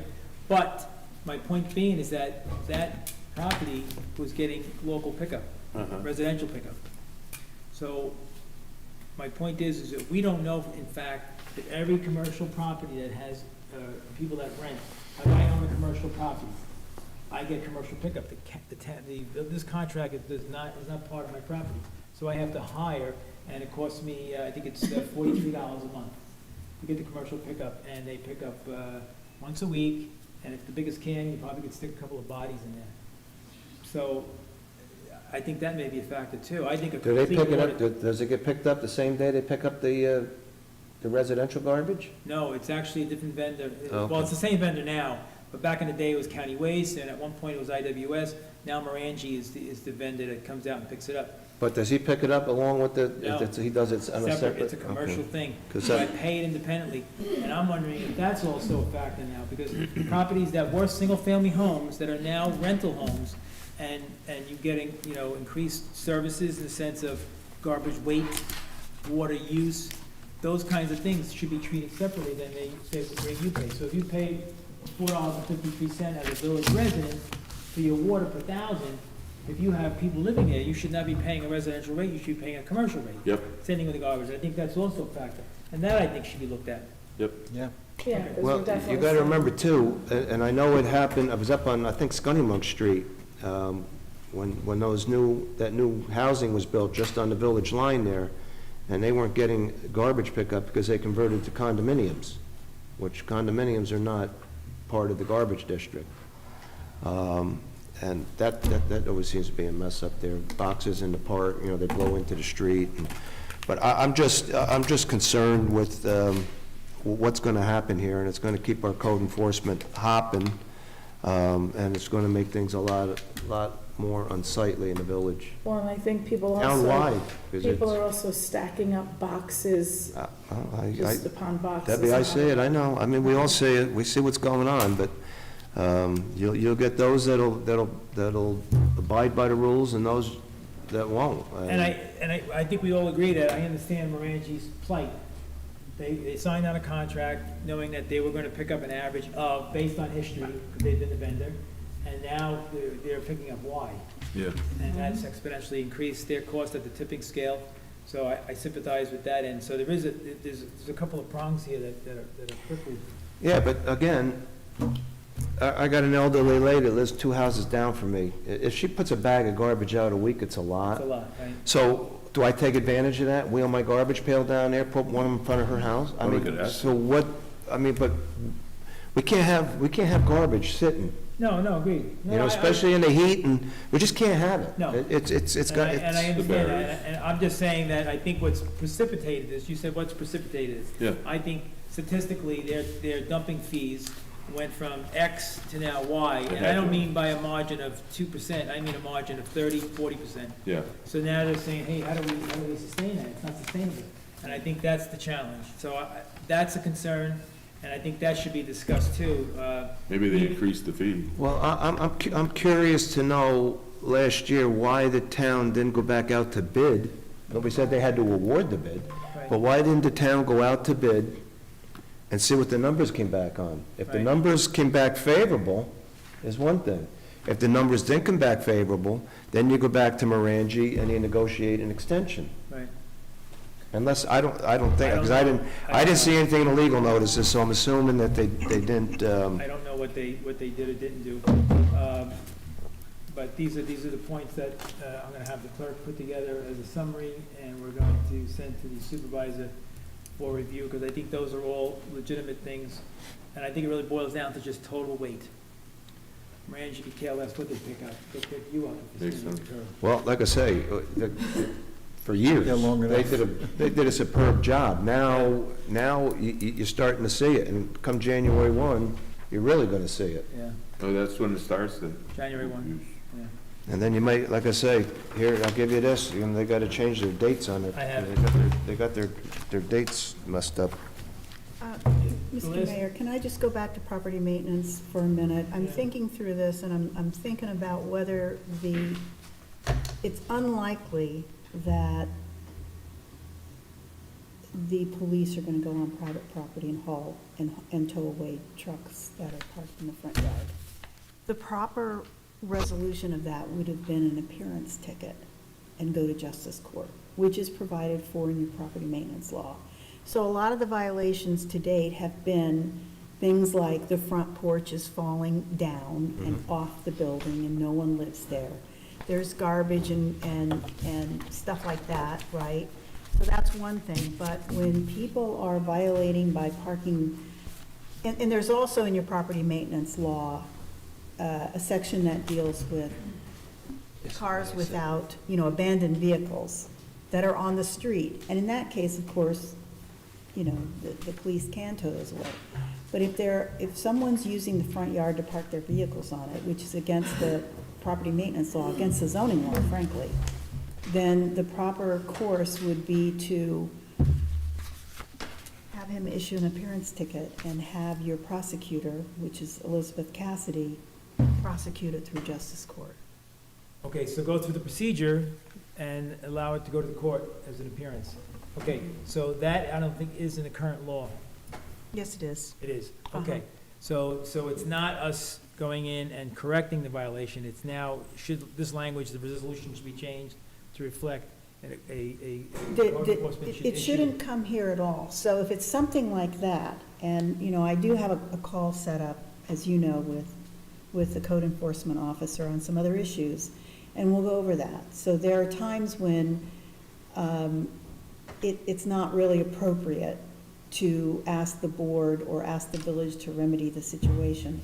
You really should be going to court and having the judge issue, hopefully, a judgment that says, get it off the property, or you'll be in contempt of court, that sort of thing. Okay, so I have a question that gets to a bigger point of view.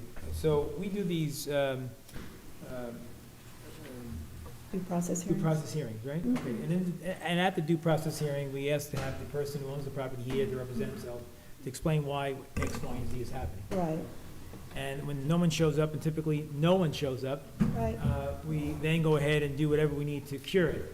correct. But some of the curing of the problem is problematic because while I may think that this has all been chewed off and it really needs to go in the trash right now, the person that duly does own it doesn't wish that to go in the trash.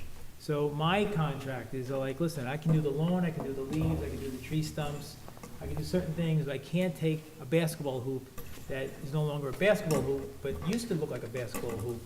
I can't take it off the property, I can't take, Right. and we Right. have one right now about that.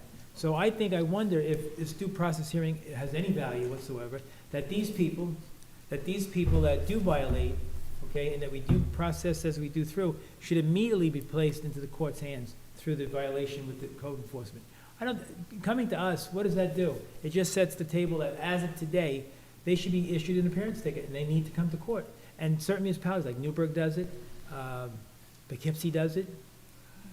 Their boards don't even have anything to do with this. And I'm just wondering if there should be a Yeah, modification. no, in my opinion, it's very valid to have due process hearings and to remedy situations, especially where there's a dangerous situation, there's rodent-infested garbage everywhere. By the time you go through the court system, you know, it will all have Same with dissolved. grass, same with Yeah, grass. Same with grass.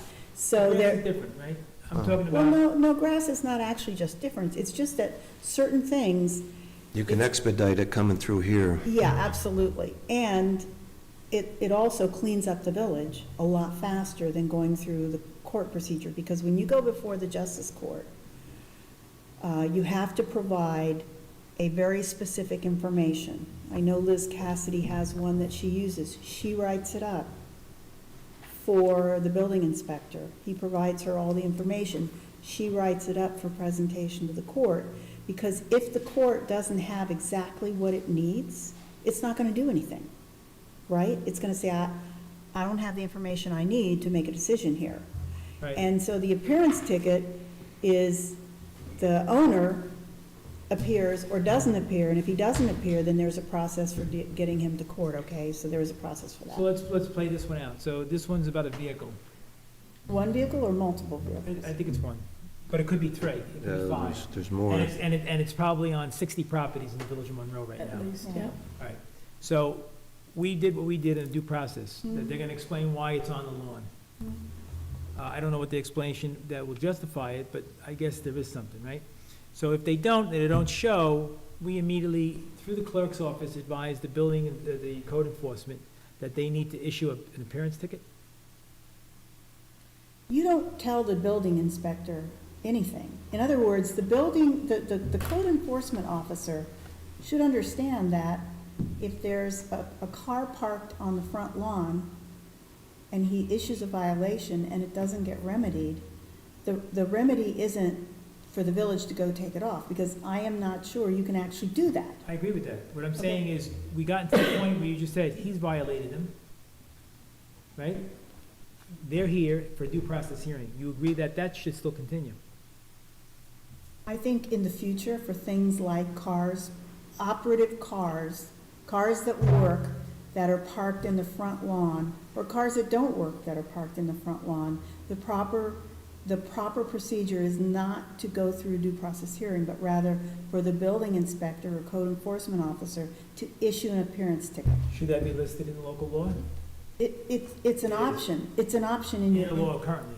Yes. Okay, that's all I'm asking. Yeah, no. So it's at the discretion of the code enforcement officer, so But he or clearly, there's she, no purpose of us being, not for that, not for this particular. But it just seems like it's happening over, I think like, you know, say, one house sees it, and then I think it's now become, I don't wanna say the norm, but you drive all over Monroe, you're seeing cars all over the lawn.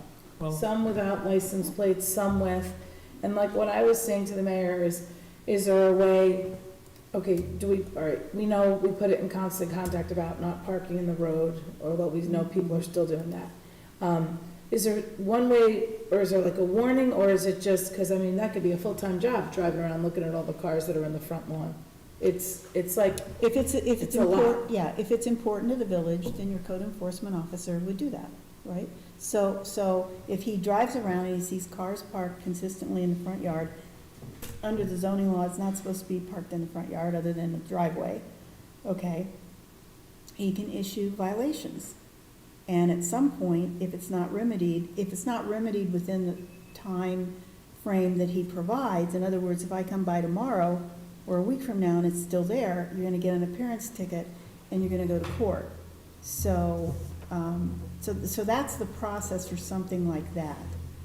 It's unlike, I mean, you can talk to the chief, we can discuss this with him. If the car is parked, if there's an abandoned car on the street, you can tow that off.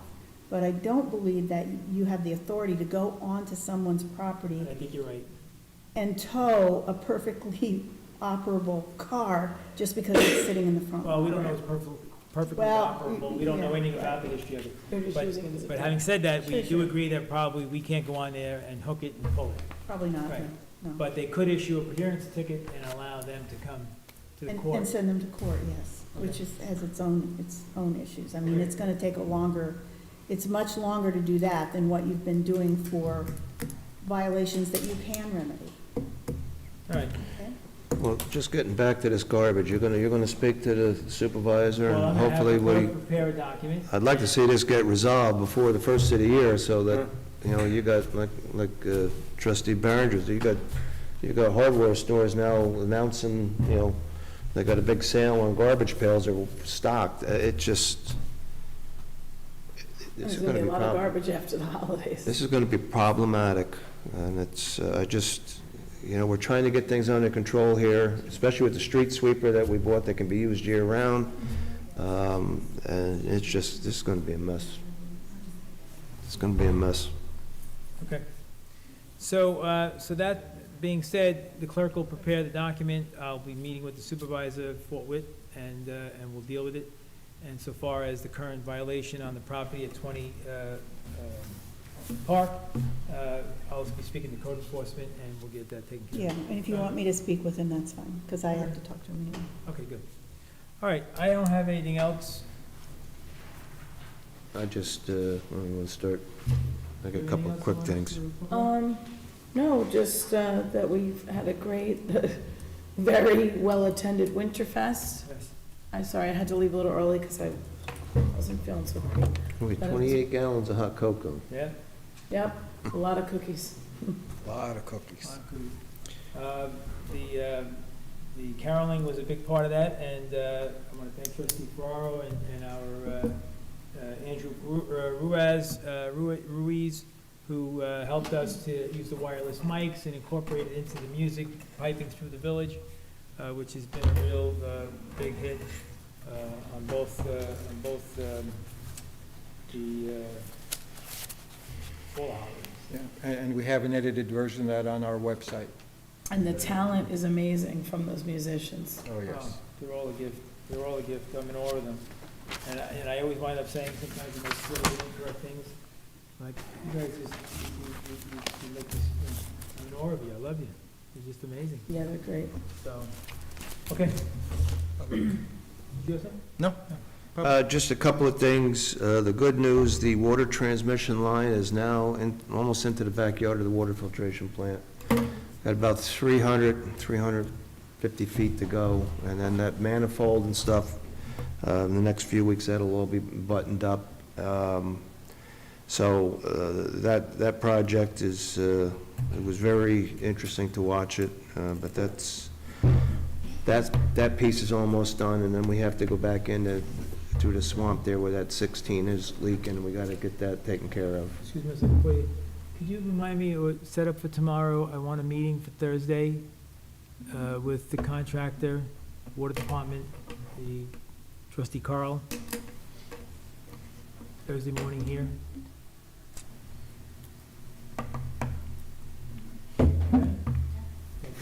Okay. Calvin Terrace water line replacement's going to start the first week of February. So, that's it. That's all I got. Thank you. You're welcome. Okay, trustee O'Connor? I'm good. Okay, thank you. Public comment or no? All right, next off, public comment. Steve, you've been very patient, so please come up. I appreciate it. I hope this was a great experience. We compost and we reduced our garbage volume by 50%, Yeah, just by composting, vegetable matter. yeah. Makes Big difference. Huge difference. Yeah. But we're one of those people with one bag of garbage. So if you want to come by the house and drop it off. I got extra cans too. Yeah. I'm here to talk about local law 14. I think I've sent you all an Yes. email. Yes. It's I mean, I've got a whole thing written here, but I don't, it's late. I don't know quite how to go about this. I'm not sure I understand why my property, it appears to be singled out. I know that wasn't the intent, but it appears to be singled out that the whole block has been CB, I guess it is, CB for, I've lived there for 40 years, almost 43 years. It's always been that. And now my property is now residential. We run a business out of the property, and my wife's a music teacher. She's been a music teacher for 40 years. Sure.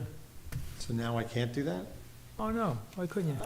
Well, it's not, now it's residential. I don't know. Oh. This is the questions.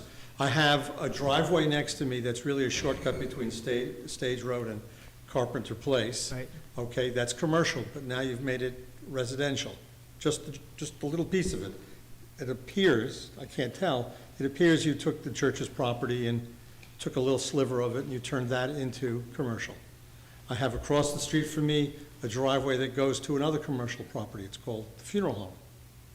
I have a former ambulance building, which is really just a closet at this point, and a war memorial across the street. I have, I guess you're not allowed to call them strip malls, you have to call them family shopping centers. Okay. Diagonally across the street from my house, I've got Mapes Place across the street from my house, so all of a sudden I'm residential. We're in the process of retiring, and we're gonna go move closer to our son. We were counting on the property values of what the house has been for the last 40-some odd years.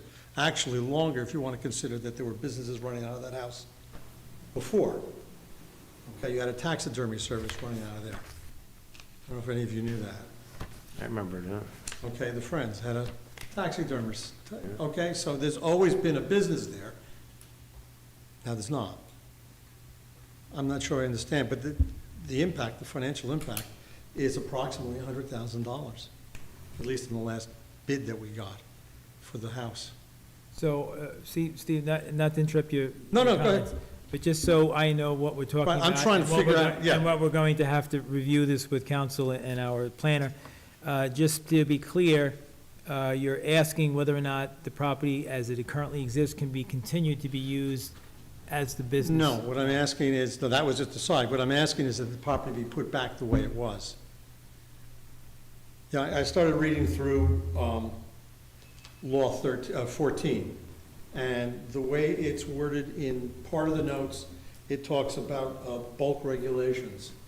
So bulk regulations, as I understand it, I had to look up what bulk regulations are, has nothing to do with commercial versus residential, has to do with how the property, how the structure on the property, the percentages of floor space of the building, where it's set on the property, and so on. That's bulk regulations. Then you go further down in this 120-page document, and it changes its name to something else. And then you look at subparagraph 6 or 7 on page 76, and then it says Maple Avenue.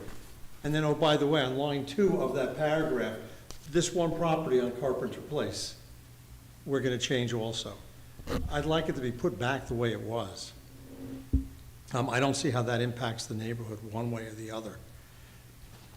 I've got another house, with the Barone, used to be a legal office. Now, I don't know if he's running his business or not over there, but that didn't change. There's only 2 houses on the block. Everything else is commercial. Why would you? You have 2 separate lots, Two correct? separate lots. I have the empty lot with the big pine trees on it, You know dimensionally that lot 75 by 100. Maybe I'm off by a foot or 2. and yours? Same thing. Same thing. Yeah, they're identical. They used to be, on the tax books, it used to be part of the Presbyterian Church. And they split that property up, they split their property up into their main property and the roadway. Then they had a strip, I don't know if they still do, then they had a strip behind my house that went from their driveway, it was landlocked, that went across the 2 properties. Then they had our house and they had the empty lot. So we bought that empty lot, I'm gonna say, almost 30 years ago, 20, 30 years ago, something like that. And we've done nothing with it. It was presented to us as a building lot. And in fact, I bought it at the urge of this board, way back when someone had wanted to build something on it, and we were opposed to what they had planned to do. And they said, you know, we can't stop forever. Someone will come up with a plan that is viable. If you want it, put up or shut up. So we bought the property. Just another question. You Sure. had mentioned that the valuation that you were seeing We had an offer that they reduced by $100,000. because, Because when they came to the town hall, Village Hall, to find out what the property was zoned as, that's when we found out, it was just like a month ago, just before, yeah, surprise, you're now residential. okay. I would have thought, we would have gotten a postcard saying, by the way, there's an impact, there's this law 14 for bulk zoning that's also going to affect your property. So the buyer says, hey, I can't give you X, I'm gonna give you Yeah. Y, Yeah, that's how it was presented to us. because you're no longer a CB. Yeah. Yeah. The lot is CB. But, Right. so you have CB, CB, then my house, which was CB, and now it's not. Then I have a roadway that you took, it's an active, I'm calling it a roadway, I don't know if you call it a driveway, but you have, going down that road, you have a business, which is the nursery school. That's 4 days a week. You have all the church activities. And by the way, I love this, that I really enjoy having Sure. all this around, but you've got all this traffic. That's commercial traffic. That's not residential. Right. So the logic escapes me. Then I have across the street, I've got the funeral home, as you know. Right, right. We've got that access road. So anytime, and unfortunately, when you have a large funeral, that's heavily used. And then you've got, the closet, the old ambulance building. Right. So, and you have mentioned that, the town was thinking, what could we do with this? Right. Well, you can't now because it's residential. Or can you just ignore that and do what you please? But this is the thing, we're creating an illogical condition, and I'm sure that was not the intent. It just sort of how it worked out, because if you look at our house, it looks like it's residential. We've worked very hard to bring it, if you had seen what it looked like 40 years ago, you were talking about porches falling off the building, okay, and roofs that were caved in like this, that was the house. So now we want to retire and, go live near our son. Remember when Andy Barone lived there? No, he lived next door, No, that was his office. No, Andy Barone, when it was the engineer in the town building. Yeah. He lived in that Yeah. house. Well, if you want to go really far back, the fellow that built Mr. Gleason's house Oh, forget it, too far back for me. built my house first. He practiced on ours. Then he built a house for his parents. Wow. And then the Gleasons took it from there. Okay, and then you've now brought it back. If the Gleasons could see what you've done to that house, Yeah. it'd be wonderful. So, we're trying to make Monroe look nice, and so I'd like it back again. Okay, well, I can tell you this, the board's gonna take it up. We have a planning meeting coming up, and with the planning firm that did all this with us. Yeah. It took us a long time, I think I- 2 years plus working on it.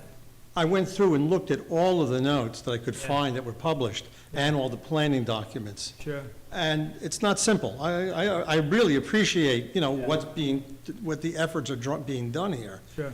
It's just this is an unintended, I'm sure it's an unintended consequence of a good idea. But it just isn't logical. And it has a negative impact on us. And it's not going to change anything. Because if you have all commercial up to my house, what are you preserving? I hope your house. I would hope, but, we can't, none of us can control everything. And this is the problem that we have here. I understand it. Yeah, I get it. Yeah, Okay. that's what I have. Thank you so much. Appreciate you coming in. Thank you. Thank you very much, thank you. Okay, if nothing further, I need a motion to go into executive for attorney-client, litigation, and personnel. Berenger, make the motion. Carl, a second. Call the question? Berenger, aye. Ferraro, I. Carl, aye. O'Connor, Dwyer, aye, so carried. Kat, can you take 5 minutes with us and then go home? Yeah. And I apologize. No problem. I try to do the Evelyn Wood speeding reading.